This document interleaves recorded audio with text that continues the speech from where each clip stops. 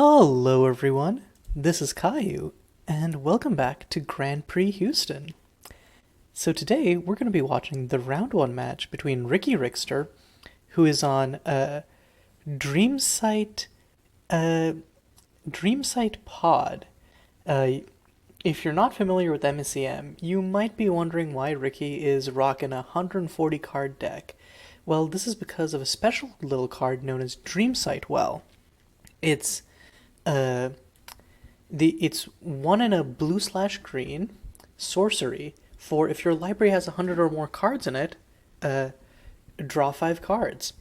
It was kind of it was kind of a not meme, but kind of a well, I'll put this in, but I don't think it's going to do anything plant originally.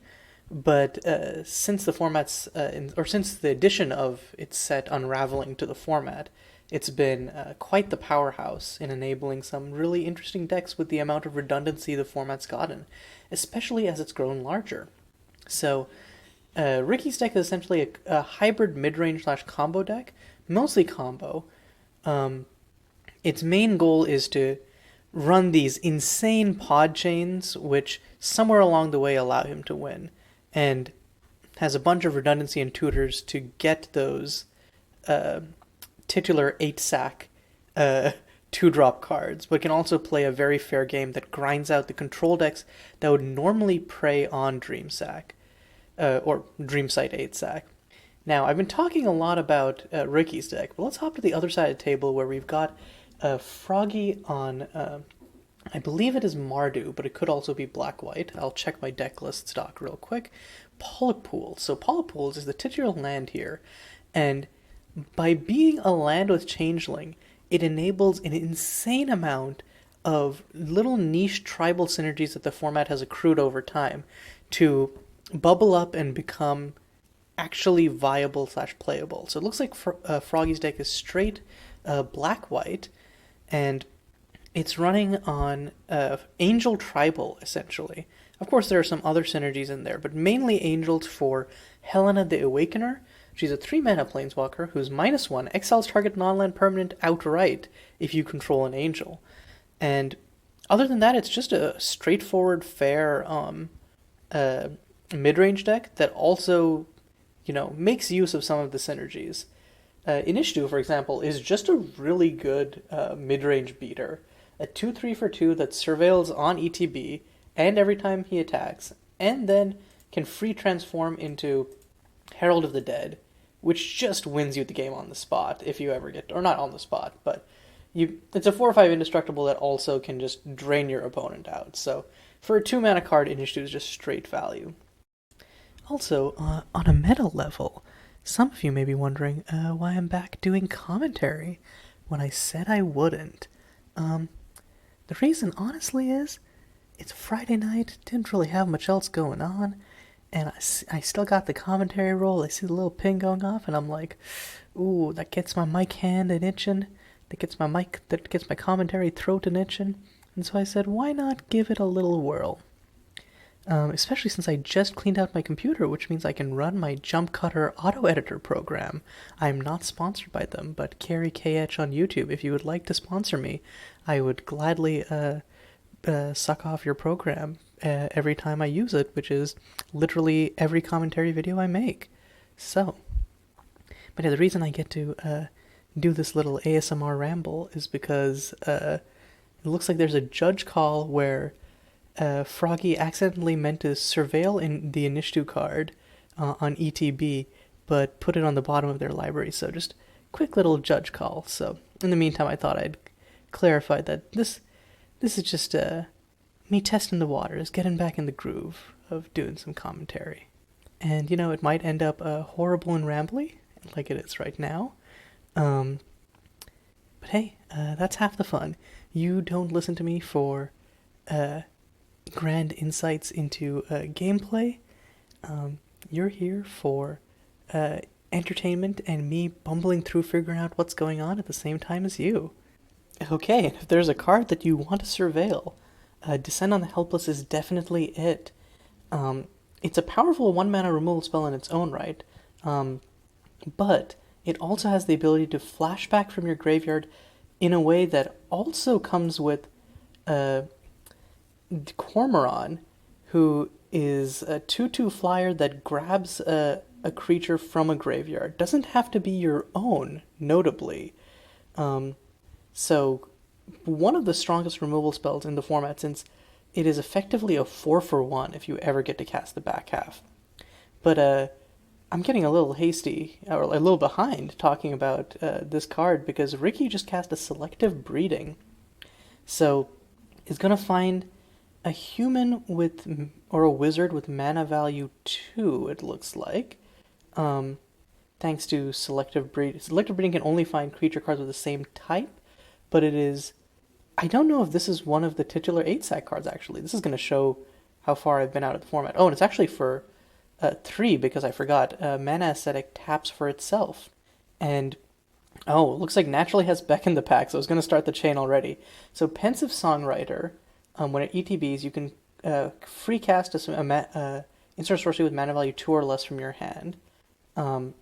So Ricky is going to exile the Beck in the Pack and free cast it. Beck in the Pack is incredibly strong, so allows Ricky to find 2/2/2s. Or sorry, not 2/2/2s, 2/2 drops. In this case, it's going to be Pronouncer of Preserves.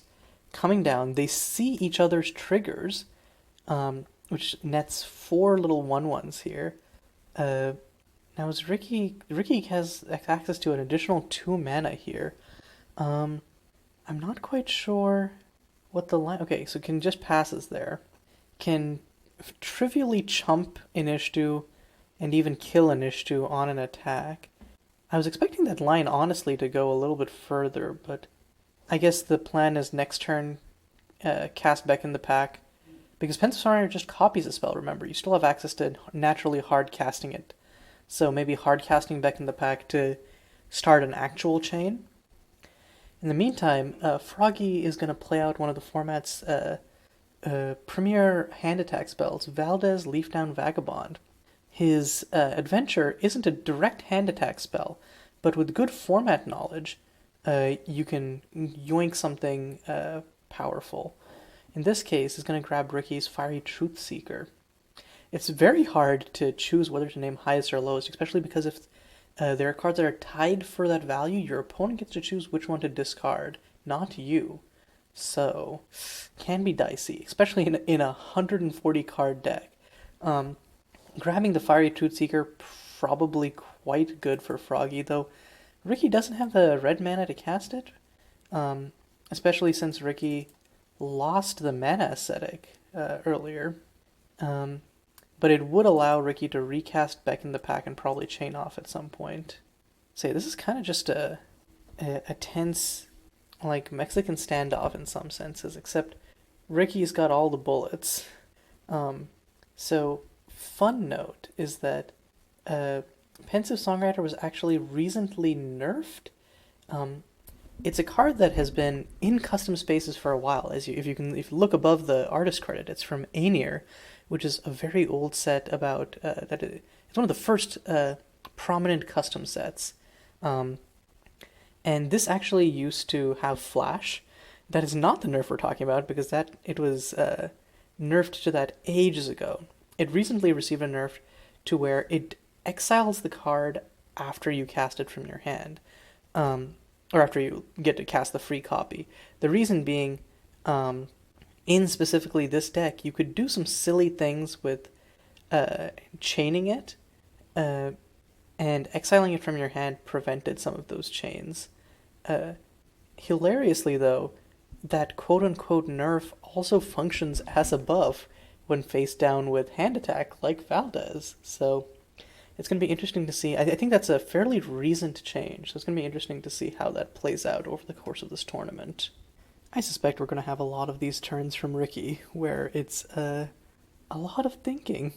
The deck is notoriously complex, and while it is powerful, some of the reason that people are reluctant to adopt it is because it's very easy for you to lose to yourself by failing to consider something while running down a line. This is especially true of the deck when it's in Dreamsight form, because you have access to so many more options and packages, but also so many more ways for you to screw yourself out of a win. So it looks like Ricky is finally going to play a spell. Is going to Ancestral Council for selective breeding. So Ancestral Council is one of the so pod chains are not new to the format, but they're certainly being used in a new way through 8-Sack. There was an old deck called Podlight, which also used Ancestral Council to find our format's pod variant, What Lurks Beyond, and essentially do turn what was ostensibly a flexible mid-range deck into one which could have longer, powerful chains that could go over the top of other opposing decks. But really, that's not what we're seeing here. We might just be seeing a combo finish. I know I'm saying that every turn, but that's honestly because I am unaware of what this deck's main lines are, so I am learning in real time. So, and if you're wondering how Ricky was able to pay 3 mana and then 1 mana with only 2 lands out, that's Pronouncer of Preserves Adjudicating Land, allowing Ricky to untap his Lush Oasis twice. So, it's going to Selective Breeding for a human or wizard with mana value 3. Also, I love in chat Ricky opening his library, saying "Be right back." Power move or, oh god, I'm going to need some time to look through this to decide what I actually want. I mean, you could just get another... Can you get an Ancestral Council? Yeah, you can. It shares a type, but it doesn't have... Oh, it's less than or equal. Yeah, it's less than or equal to. So you can just get the same creature and make a token of it. Okay, so you could just select a breeding for an Ancestral Council and then grab like a What Lurks Beyond. That seems a little redundant, though. I'm assuming that something's going to happen here that advances the game state. Could also grab Master Negotiator, which is a 3-drop human that can gain control of a permanent an opponent controls with mana value 2 or less. Oh, non-land permanent, let's be clear. So could grab an Ishtu and then just swing for a fat 6 on Froggy, and then also that would let Ricky flip in Ishtu next turn because Ricky has 7 or more cards in his graveyard, and we'll have 8 once Selective Breeding is in there. Unless Ricky has a straight combo line, which is entirely possible. I think that's a pretty fair line to take. There's also no powder. You don't really want Powder Scatterer here. Yeah, I think that might be Ricky's best option. Either another Ancestral Council to grab like a What Lurks Beyond, or a Twisted Masterwork, or some other creature tutor. Or yeah, okay, here comes the Master Negotiator. Of course, again, I did fail to mention that Froggy gets to draw a card, but I will note that Master Negotiator, unlike how these types of effects usually are, it is not until this card leaves the battlefield. So even if Froggy untaps, drops a removal spell, they'll have to remove their own Inishtu. Ooh, and is stuck on 2 lands, it seems. Is going to Long Forgotten themselves. Do they even have 2 cards that share a type? They don't. I almost wonder if they should have Long Forgotten Ricky. Yeah, I think Long Forgottening Ricky would have been better here so that you can exile, like maybe exile Selective Breedings and then draw cards. Actually, maybe the Long Forgotten is meant to be enchanting Ricky, but, oh no, sorry, it says enchant opponent and I am just dumb. For some reason I thought it was enchant player and that Froggy enchanted themselves. Ignore that whole diatribe. So yeah, it lets it's essentially 2 mana Phyrexian Arena that also acts as Grave Hate here, but it'll come down a turn too late to allow, oh no wait, it's a beginning of Enchanted player's upkeep. So that actually does come down right in time to stop Inishtu from flipping. Froggy will lose another life here, so is facing down 10 damage on board? If Ricky can somehow close in another 2, can just kill Froggy this turn? I'm not sure if there's a good way to do that, though. But yeah, if Froggy hadn't ripped that long forgotten, it was game over. Ricky does still have access to the Beckon the Pack face up, we know that. Let's look at Ricky's deck and see what is available. Well, okay, first of all, Ricky's just going to be swinging out for a fat 10. Oh, and that does let Ricky surveil, notably. More information before going off. So, Meteor Harbinger on 5 deals 2 damage to 2 target player or planeswalker. So I think you want to pot up into... Or you can pot into Rapacious Rattler. Right. Oh no, okay, Ricky's going to... Oh god. Beckon the Pack, the Master Negotiator. Find another Pronouncer of Preserves. And gets a massive 8 Antelope tokens. Froggy yoinks a Profane Emissary, but is just dead on board there. Yeah, that was pretty unfortunate. Ricky had a monstrous start there, and with Froggy locked on 2 lands, not much they could have done. Let's see how sideboarding plays out.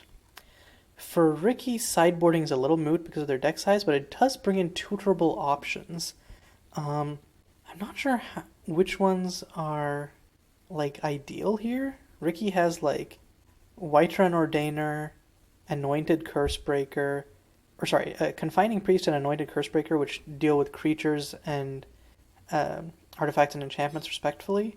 But I don't know how important those are to Froggy's game plan. I think you hope that you're or not hope, but you kind of play as though you are the better mid-range deck in this matchup, because in most cases you kind of are. I think bringing in the creature removal makes sense because of how scary Froggy's threats can go when unchecked, but other than that, you're like, I go over the top of you and I can match you beat for beat on everything else. So, meanwhile, on Froggy's end, I don't know if... So there's Zalkar of Ancient Ways, who's an anti-storm tech. I don't know how much that actually stymies Ricky, but I could see it being a bring-in. Celestial Principality turning off all 2-mana spells is quite good. It doesn't stop... It doesn't stop Selective Breeding, but it stops Beckon the Pack, What Lurks Beyond, and a whole host of other things. So Celestial Principality is when it enters the battlefield, choose a number. Non-creature spells with the chosen mana value can't be cast. And then maybe I could see more hand attack being brought in, Prying Inquiry. So Froggy has a decent number of interactive and proactive options to choose. So, and speaking of interactive options, is going to run out a turn 1 Valdez this time, choosing lowest and grabbing Ricky's Collar of Hunger. Meanwhile, Ricky's just going to shock himself for a Nebula of Empty Gold and then pass. Being on the play, definitely favoring Froggy, and it looks like she did bring in the Prying Inquiries. And before Froggy even says anything, Ricky knows that Froggy isn't going to let him untap and just windmill slam a Dreamsight well. So that gets yoinked out post-haste. And wow, it looks like Ricky doesn't have any other gas. Meanwhile, Froggy is still stuck on 2 lands, but that doesn't matter when you have an enabled Profane Emissary. Again, another one of the little synergies that Polypools has is that Profane Emissary is a 2/2 lifelink a 4/4 lifelink as long as it's out. Which both presents a terrifying clock, and also is sort of insurmountable for burn. And it looks like Froggy is going to use the tutor ability. If you draw a card, you may instead search your library for a demon card. I don't think that Froggy doesn't have any straight demons in the deck. It's more of a tutor up another land drop, in this case, another Polypools. The problem is Froggy doesn't have any white producing lands.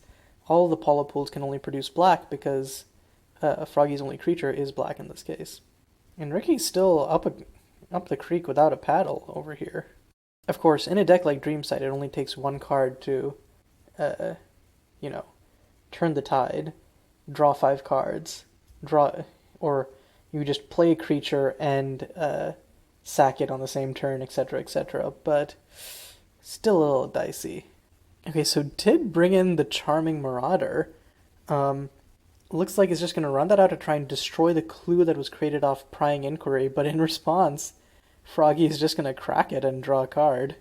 And now with 4 mana, Froggy can... And also a Wayfarer Shrine, which means finally access to white mana. Froggy has a lot of options here. Can run out the Valdez, or could just run out another prying inquiry. Yeah, Froggy realizes that as long as they keep Ricky off of cards, they are cruising. And grabs a selective breeding there. That would have been really nice for Ricky. I almost wonder why they didn't try to cast it last turn. Had double green sources. Yeah, I'm not sure. Were they worried about removal? No, but it has an additional cost. Yeah, I'm not sure.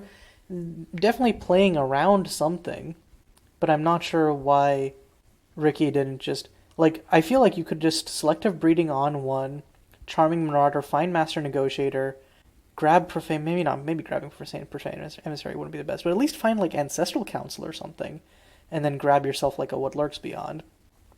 Might have wanted to cast it for a greater value to grab a larger human on the next turn, but that's a little greedy.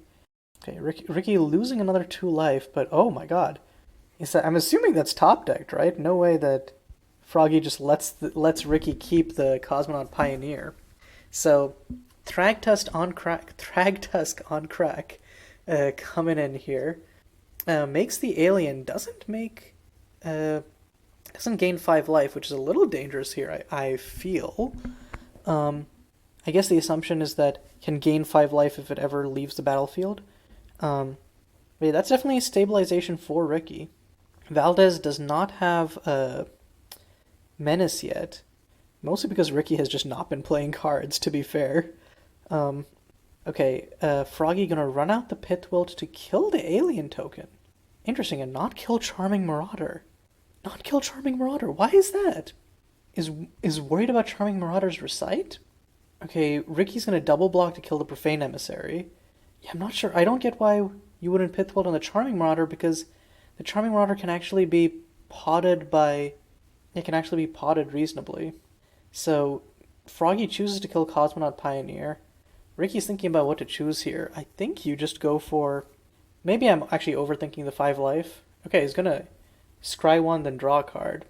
Interesting. I feel like not gaining the life or making the creature is a little bit sus with a known Valdez.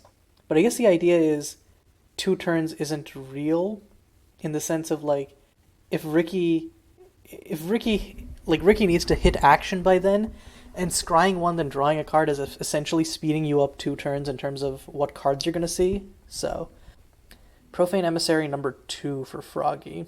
So, again, still has a lot of pressure down. Ricky's kind of flooded with these 6 lands, but it looks like it's a good thing. Gonna Windmill Slam another 5-drop, Ophidian Oracle, and off the Abound gets to drop a Sacrificial Bull. So this is solid stabilization for Ricky. I think, what does Froggy really need here? Froggy needs Froggy needs exactly Helena to be able to start exiling non-land permanents all over the place. But yeah, Ricky can double block Profane Emissary and only lose a single creature because, if you can single block with Ophidian Oracle, and you're totally cool with that because you can still recite it from grave. Oh, Disciple of Faradia is kind of nice here. You can find, there's like a 6-mana aura.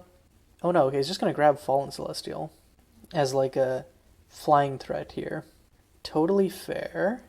And Disciple of Faradia itself is a 4/4 flyer. Oh, and because, so Subdue False Idols, it costs 2 less for each horror you control. Note it doesn't say horror creature, so just going to exile Ophidian Oracle there, no recite. But yeah, now Ricky can double block and only lose one of the creatures. Oh, so actually exiles the Subdue False Idols. So it's actually... Oh, no. Wanted to exile the Wayfarer Shrine.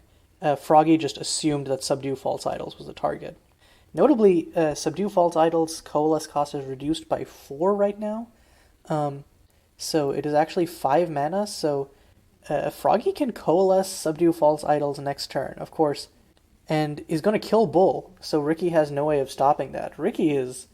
I said it before, but really this entire game is just up a creek without a paddle. Yet another land. And Ricky just passes.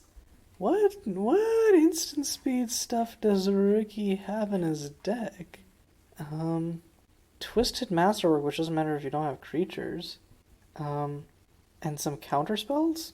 Oh my god, a third Profane Emissary. I think that's actually kind of a mistake on Froggy's part. The reason I specifically say this is, I think you want to just play, yeah. Oh no, actually can't play it out. I'm sorry. Um, I was gonna say that Froggy should play out the tutored Fallen Celestial, but Froggy actually didn't have double black sources there, and needed a Profane Emissary to have the double black sources. Very funny. But yeah, Ricky did not have like a good game there in terms of uh, just got hand attacked to death and just flooded out. But again, that's how you beat 8-sack. It's a deck which is very focused on powerful synergy based gameplay, but if you can place it both under disruption and a clock so that it doesn't A, get free space to rebuild, or B, combo off before it ever needs to rebuild in the first place, then hey, you're golden. Okay, so we're getting into game 3, and Ricky is once again back on the play.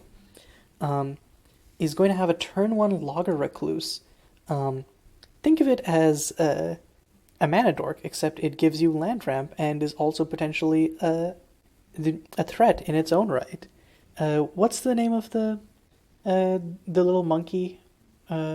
Arbor something? Yeah, it's that, except cracked. And particularly having a land ramp is notable because of stuff like, what do you call it? Pronouncer preserves.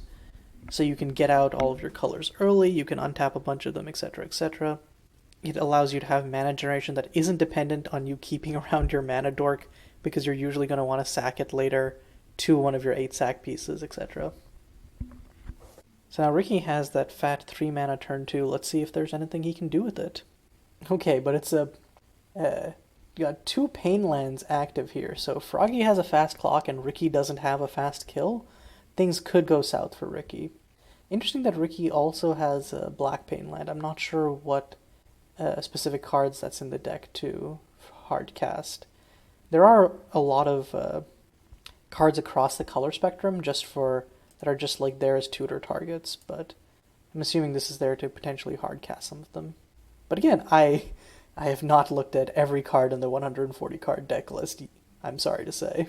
Looks like it might be for Infectious Ego, which is there as a one of... Oh, it's Infectious Ego, Hellion Devastator, look like the 2 main black cards. So there's also Unearth in here. Okay, so there are some interesting lines in here, I suppose.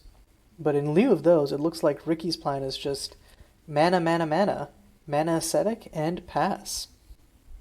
Of course, if Froggy happens to have hand attack here, this could be painful, especially since Ricky, by tapping the Lush Oasis, saves himself a life, but also signals that he doesn't have one of the deck's many reactive counterspells, such as Spell Pierce. Oh, actually, no, yeah, doesn't have any of the reactive counterspells on deck.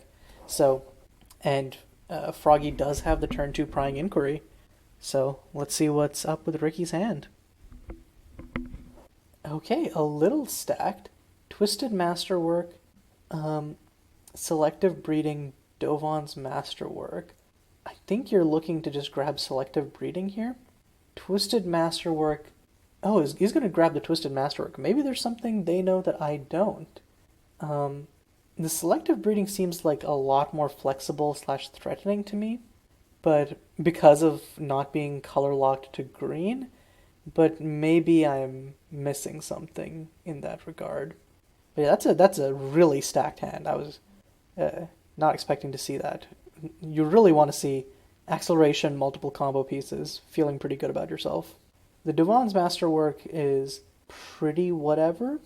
So it looks like Ricky is going to run out the known Selective Breeding for X equals 1, grabbing Pensive Songwriter, copying a top-decked Dreamsight well. Are you kidding me? And this is why hand attack, for all its power, sometimes you just lose to them top-decking the one card they need out of their 140 card deck. And remember, Pensive Songwriter casts a copy, so Ricky still has access to casting another Dreamsight well next turn, and Froggy has no way of stopping it. Oh, and Ricky still hasn't played a land this turn. He's going to drop the Mysterious Cataract to fetch up a forest. Well, that's one basic land closer to making these pain lands less painful. But is it going to matter? What's Ricky casting now? Oh, has a What Lurks Beyond. So we're getting a 4-drop this turn. I mean, Infectious Ego is just backbreaking here, right? Or well, okay, never mind. I forgot. We've got chains here. It's going to Fiery Truthseeker back the What Lurks Beyond. Yep. And pot up to 5, where we have Ophidian Oracle if there's another one in hand. Otherwise, can Meteor Harbinger and get each player to sacrifice 2 lands, which I think is effectively putting Froggy out of the game. No, okay, he's going to Ophidian Oracle, so must have something drawn off of the, what do you call it? Off of the Dreamsight well. Because Ricky had, because again, Infectious Ego, or Infectious Ego actually wouldn't work here, never mind, it's been nerfed, but does get to Ophidian Oracle for a Pronouncer of Preserves? That feels weak. I don't know that it matters, to be fair. Ricky is going to just go so over the top with the second Dreamsight well cast, but I really feel like you Meteor Harbinger there and you just run away with the game. I don't know if I agree with that play. Well, it looks like Froggy did bring in the Zaukar. Just, one turn too late. What do you call it? Issues with being on the draw.